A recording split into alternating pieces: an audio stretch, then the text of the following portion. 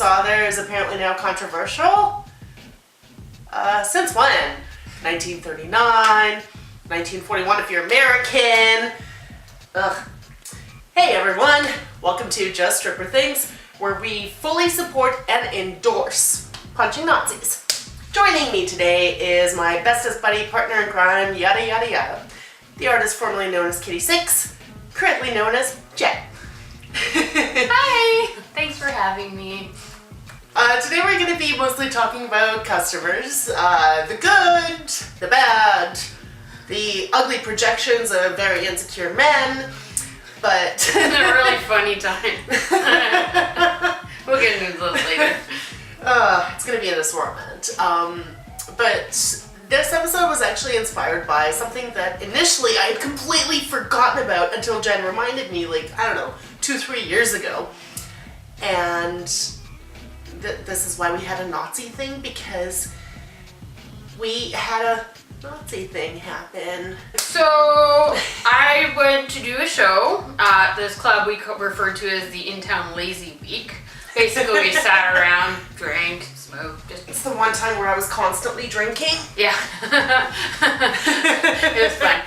But yeah, so, it was kind of like a dead afternoon or whatever, and I go and do a half show, and I can't remember, I was at metal, I don't even remember, it was Rammstein. I think it was Rammstein, yeah. Because I'm like, oh, easy metal to dance to. And this guy starts setting up, and he starts singing, he starts doing the Hitler salute, and sing Sieg Heil, Sieg Heil, and I was like, you think, in those moments you react like, I would stand up and be like, fuck you, this is bullshit, blah, blah, blah. But you're just so, shocked. Moving around, I'm like, that just happened? I'm like, is this real? Is this real? And he kept trying to yell at me in German, and I'm like, okay, yeah, you might be part German, but first of all, now you're just labeling all Germans as Nazis. That's not cool. Secondly, it's metal, but it's in German. Again, not all Germans are Nazis. Thirdly, you're in one of the biggest multicultural cities in the world, and you're sitting here with the audacity to sit here and do Nazi salutes and start spouting off Nazi crap. And it's like,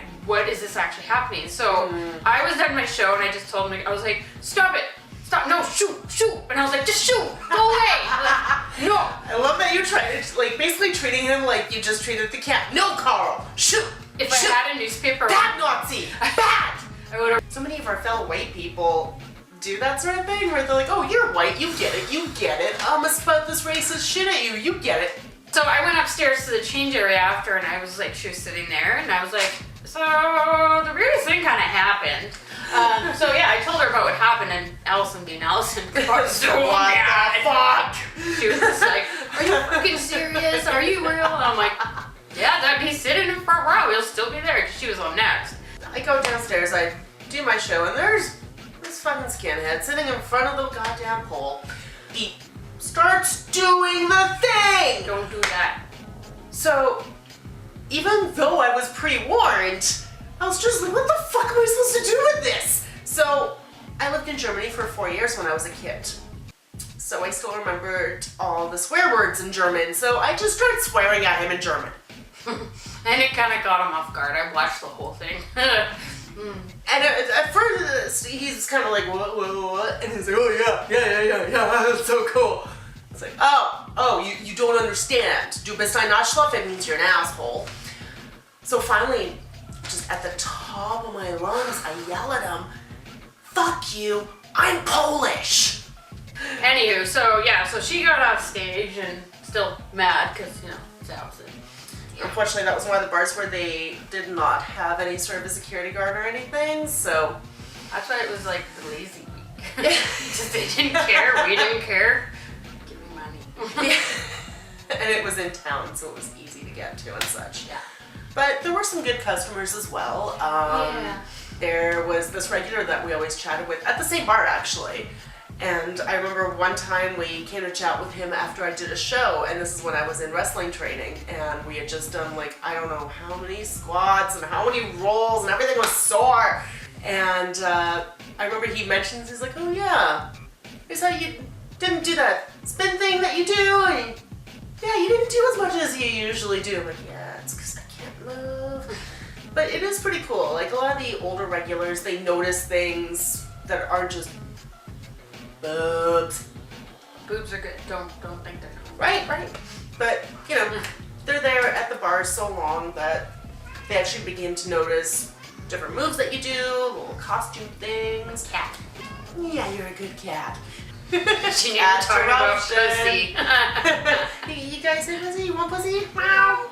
Anyways, then there was also the guys that would always sit front row at Mugs, and in the summer they'd have fans, and they'd fan you while you were on stage. Side note, there was always this one gentleman who's older Asian man. I never caught his name. He was very quiet, very polite, always sat front row, was so nice to the ladies, clapped everything. We called him Fan Man, and he always had a fan, and he would always fan the girls off while they were on stage, and he was just so sweet. And I recently found out from a friend who still works at the Paramount that he goes there all the time now as opposed to Mugs, which was in New West as well. So it's just cool that he's still doing that and still being awesome and supporting the industry. So. Yeah, there's a lot of regulars like that are still around and have been around since like the 2000s when I started dancing. Yeah. So it's really awesome. Yeah, I had some regulars too, because working the industry in BC, you had to travel town to town all the time, as she mentioned in the previous video. But I always had some like friends in town. Like I would just, I'd go down and hang out in the bar, but like in my regular clothes. So I'm like, I just want to hang out, meet some people, have a couple drinks. So I had regulars that I knew, and like we would just hang out, go for lunches and stuff. But it was never like a date or awkward or anything. They were just, they've been around it forever. They just want to hang out and have company, and that was cool, right? So it was fun. And then, I had guys who bring me Motley Crue stuff in town. I don't know, just random things like that, They're like, oh, I heard you're in town, I had to come see you. And I was like, sweet. They're like, you want to go grab some like pizza? I'm like, yeah, pizza, right? So my other favorite is the strip club karaoke. Oh, yeah. That's one of my favorite things in the whole wide world, when the audience starts singing along with your song. Well, my most extreme case of that was in Kamloops, and there was this table of like 4 or 5 like younger guys, probably early 20s kind of thing. And they started singing along, like serenading and making these gestures and everything, and there's a cat. And it was just the funniest thing, because I always sang along with my stuff too, so it's like we're singing at each other. I always loved hair metal, and it was like my thing, right? Hence Kitty Six, Nikki Six, But there's one club in Victoria, the Fox, and they loved rock and roll and metal and hair metal and all that. So it was always a hit in that city, and it was a very busy, well-established club, which is still around and amazing. If you're ever in Victoria, go check out the Fox, the Red Lion Inn. It's amazing. But I was doing like a set to like all 80s hair metal, and I think my last song, Knocking on Heaven's Door, Guns N' Roses, and I managed to I was like, yeah, I always like the lighter thing, and so people start putting up lighters. I had the whole front row, it's like a big circle, doing the lighters thing, and the owner, or the manager, the dancing manager, Lauren, he was like, in all my years working in this industry, I've never seen a girl have the whole front row do that. And I was like, I had a moment of pride there. It was like being a rock star, but less clothes, maybe, compared to, I guess, pop music. But whatever, that's okay, that's cool. It's just the nudity. Yeah, just a little nudity. It's just a little nudity. Just a little nudity. It's still good. It's still good. Anyway, so yeah, that was a really fun experience.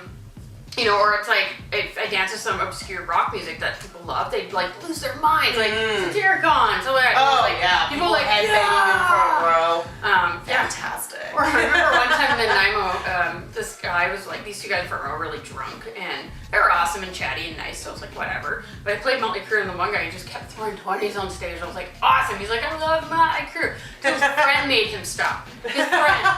He's like, no, man, he made him put his wallet away. I was like, what are you doing? He's like, he spent enough. I'm like, that's not up to you. I once randomly had at another club in Surrey where I used to do Sundays. I was dancing to and obviously singing along to Garbage, Not My Idea. Someone on stage going, this is not my idea of a good time. I turn around and someone had like walked up from one of the tables and put a 20 on the stage. Didn't even know who it was. And that was a really fun random one. Where I'm like, who dat? Who dat? In Victoria at another club that's not gone, Monty's. There's many stories. Look it up online. Monty's in town. It was such a woo. Anyway, so to dance moves for the holes in that stage. Yeah, basically you had to be Careful. But anyways, there's, you know, it was always busy. It was downtown Victoria, so there's a lot of like, you know, tourists and like Navy dudes and stuff. So it was always busy. But there was always this one guy who's this older lawyer. And whenever he'd come in, he'd tip all the girls like at least $50 every show. And he'd buy like private shows off them and give you hundreds of dollars. So by the end of the day, you were like hundreds of dollars in just from this one guy. It was amazing. So we were all excited whenever he came in, obviously. So that was always awesome. But yeah, no, there's always kind of some downsides. Some people, like, they think they're so smart and, like, so, like, oh, this is original. Like, 19 birthday parties in BC, the legal age to 10 bars is 19. They're like puppies. It's so funny. So you can tell it's their first time because they look very young and they're kind of, like, trying to be like, like, to the girl on stage. And then you come up to them and they're, like, clam up. They're like, oh, fuck, she's near me. Then you can always tell because, like, if you're doing a floor show real. and you crawl towards the edge of the stage and you look them dead in the eye, they get so beat red, and then they grab their beer and start drinking it and looking around. You're like, oh, you're a virgin. And but, you know, a lot of times people were really awesome birthdays. You know, I've had women birthday parties too, and they were super awesome. Usually, like, alternative girls, because they're awesome. Yeah, most of the time they'd be like, or obnoxious, like, oh, it's my buddy's birthday, and I'm like, sure. So half the time, either when they announce it's their birthday and they want extra attention, I would go up to them and be like, what? And they're like, it's his birthday. I'm like, are you serious? And they're like, yeah. And I'm like, shut up. It's my birthday too. Obviously it wasn't, but I always acted like it was. And I was like, are you serious? Because I'm like, I have to work on my birthday. What are you guys getting me? And they're like, or this was my favorite. I'm like, let me see your ID. I'm like, obviously they're like, I don't have. I'm like, well, you had to bring it. You're at the bar and you're very young. So, but yeah, half the time they wouldn't show me. But if they did, it was actually their birthday. I'd be like, yay, happy birthday. You know, that was it. But it was amazing what their expectations were. One of my worst ones, and this is where it comes to the insecure projections, is at a small club in Campbell River. I had these two 40-something-ish guys come up to me, and the one's like, oh yeah, it's Buddy's birthday. Oh yeah, cool, happy birthday, man. And then they made some allusions to a hotel and wishing him a very special happy birthday. I'm just like, yeah, no. You came to the wrong place there, bub. I tried to walk away, and just as I'm about to turn away from this here car crash, I was like, oh well, you know, you have knobby knees. Oh my gosh. That's the only thing you could think of? Oh, honey. You run away like that. Hello. Yeah. Just start wailing on stage. They're like, oh shit. And you're like, I was crying. So quick! Name all the weird shit that men have called your genitals. Bearded clam. Which, Roast beef sandwich. Yeah, beef curtains. Show us your fudge cutter. And nipples, I heard, is called pencil erasers.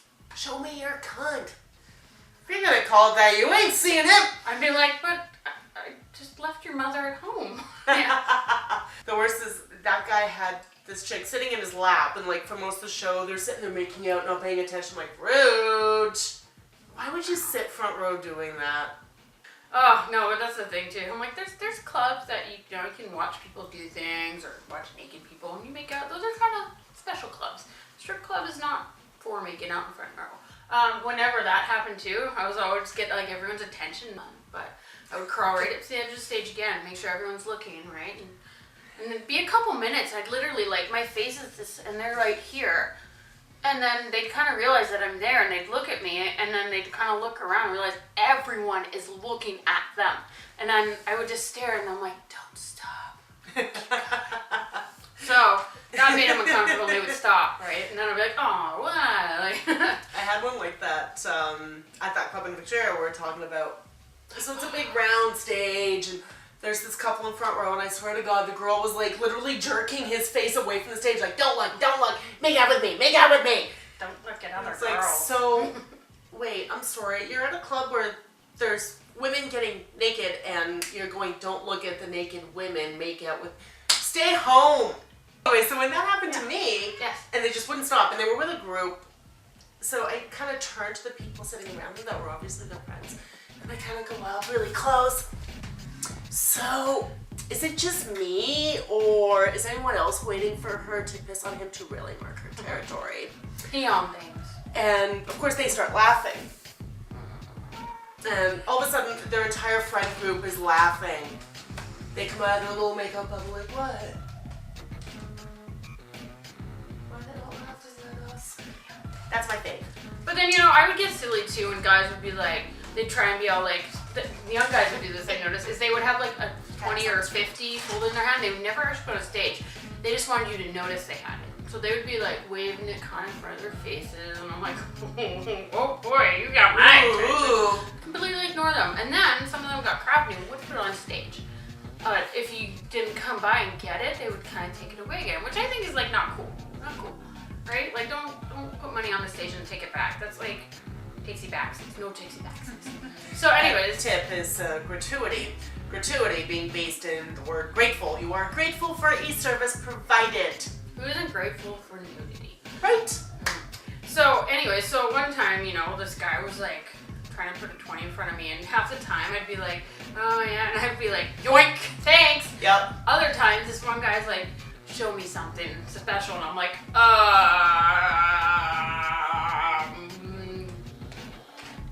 So I had this new thing. I would do two things when guys were like, show me something I've never seen before, and I'm like, yeah, you want to see something you've never seen before? Something naked girls have never done in front of you? Yeah, okay, yeah, I'm like, okay, here we go. Two responses. One is, the other is, what the fuck? So, or I did that dance where it was like the knee to the elbow, and that was like, well, yeah, that threw people off too. But I've done the Running Man on stage several times. Yeah. So yeah, that was like my favorite thing. I was like, thank you. So it was like, I'm like, I bet you've never seen anything. Go do that. So yeah. My favorite is going up real close to them. If they got the bill in their mouths, go up real close, super close. They expect their boobs in their face. As if I'm about to put my boobs in their face. Thank you. Yes. I'm like, do you know where that money's been? It's been in strippers' butts all day. You don't want that in your mouth. Like, no, not saying everybody has dirty butts as strippers, but generally as people, we have dirty butts. That's what we're That's what me putting my boobs in your face. Your drunk, slobby, sweaty $5? face. $5, get out of here. $5, get out of here. Quote Homer Simpson. $5, get out of here. Of the guy putting the bill in his mouth thing. In an IMO, this guy was waving the bill around. I'm like, Big show offs. Don't mean shit until it's on stage, man. And then he folds it up as tiny as you can make it, and he puts it between his teeth, and he's sitting there like flicking it back and forth, like.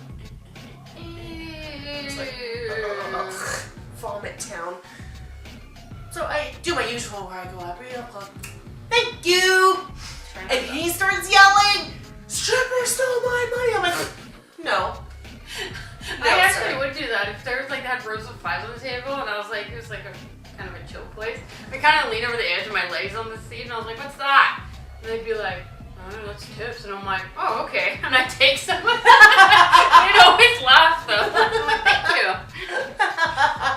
Anyways, he starts yelling, "The stripper stole my money!" I'm like, no. See, a tip. And I explain the same thing that I just explained, where it's a gratuity, you're grateful for a service provided. Thank you for the nudity.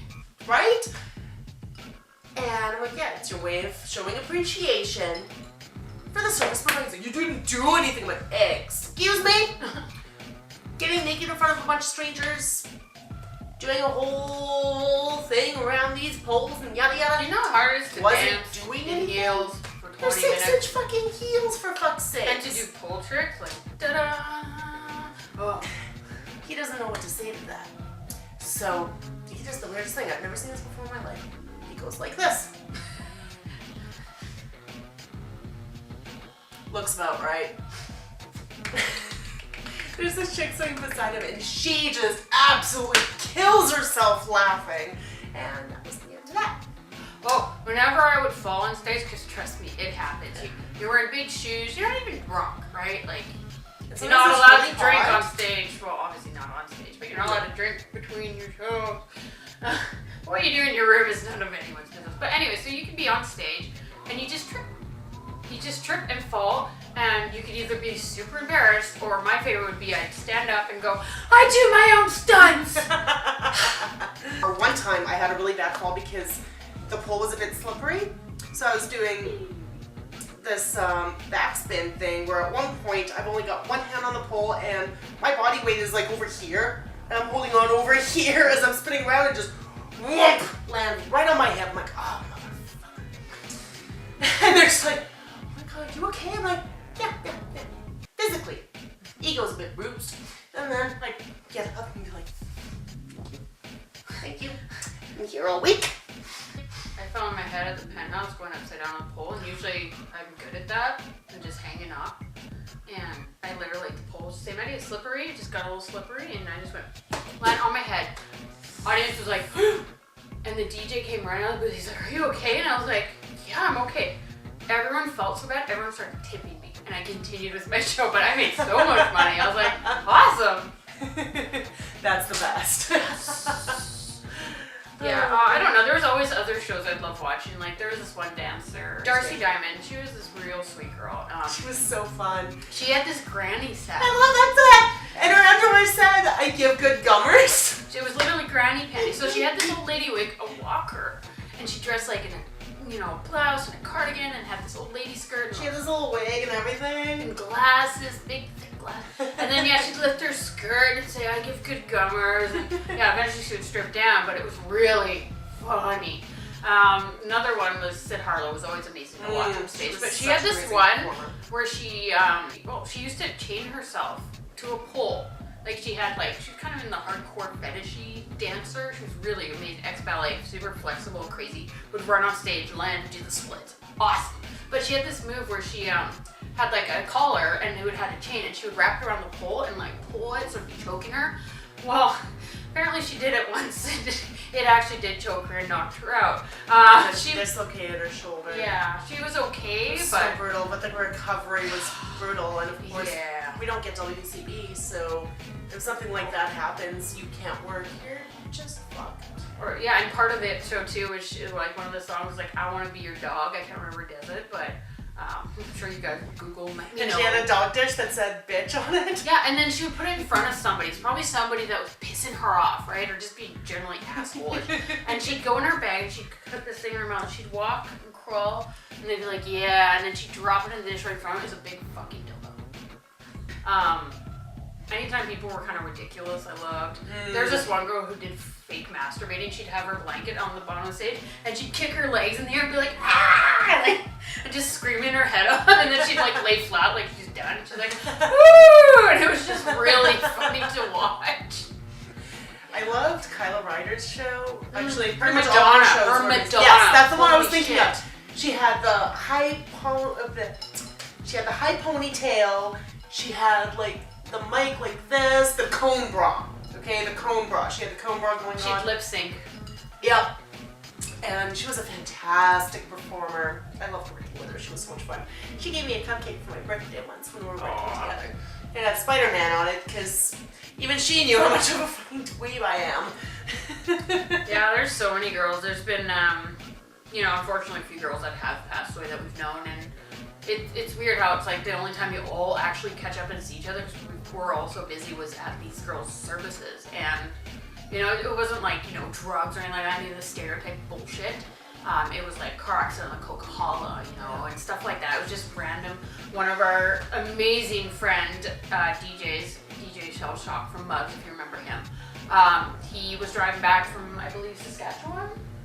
I don't remember, somewhere in the prairies, and lost control of his car, passed away. She called me to let me know, and yeah, she's like, I don't know if you know, but I'm sorry, I have to tell you this, because I was pretty good friends with him, and yeah, that was pretty shitty. Another downside of it is, I ended up being friends with this girl from school, and she did kill herself. Horrible mental health issues, and that was hard. That was hard to deal with, because I've known her since I was like 12. And yeah, so yeah, but all in all, you know, like 90% of my friends are former or current dancers. Or DJs. Or DJs. You know, and like those are the people that I find are the most realist, honest people. They've experienced so much in life, least judgmental, you know, and they've experienced it all too, as much as we have. You get to travel, you have to, you know, have a thick skin, you hear all sorts of things, you're in all these weird, crazy situations you don't normally think of. And, you know, looking back on it, I'm like, I would not change a thing. Never. And I love that nowadays it's become like, with Instagram and Facebook and all this social media stuff, that like sex work has become positive, including dancers. Yeah, all those people I'm still amazingly close with.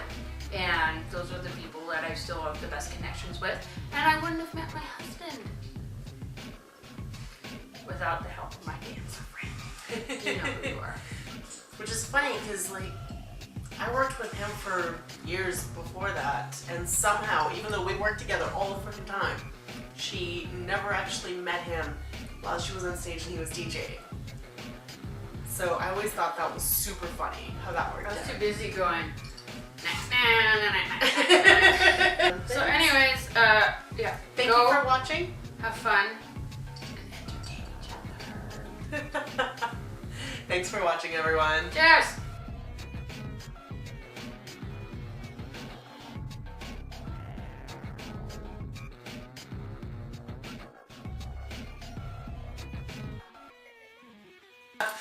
Okay, here we are. Sometimes we'll talk, we'll move, we'll whatever. Gentlemen faces, that's just a given. This is how I always look. Don't hate.